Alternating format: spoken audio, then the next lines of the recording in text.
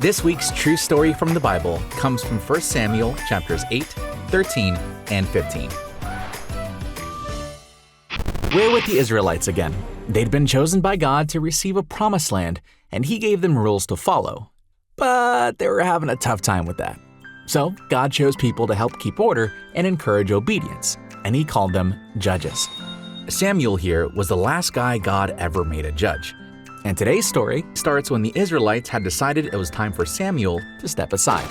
They told him, "You're too old, and we need a new leader soon, so we want a king, like the other nations."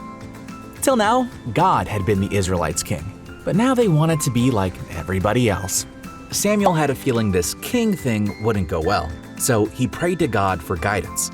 The Lord told him, "Samuel, the people aren't rejecting you, they're rejecting me. Do as they ask." And so this guy, Saul, became the first king of Israel, and Samuel would be sort of a priest for the Israelites, since he was super close with God.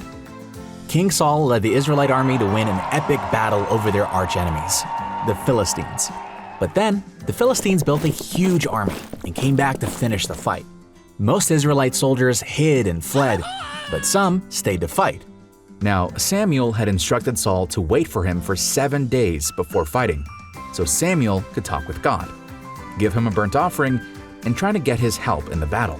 Saul did wait for 7 days, but when Samuel didn't come right away and his soldiers began scattering, Saul got impatient and gave his own offerings to God. That was not what Samuel had told him to do, and Samuel received his instructions directly from God. Samuel arrived and said to Saul, "Saul, what have you done?" Samuel knew Saul's impatience and unwillingness to follow God's directions meant his rule would not last long.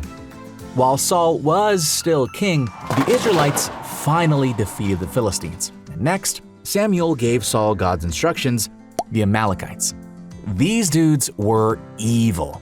So God told Saul to destroy everything, even their livestock. The Israelites won the battle, captured the king, and took the best oxen, calves, and lambs. Saul was all proud, like, "Look, Sam, I did what the Lord said."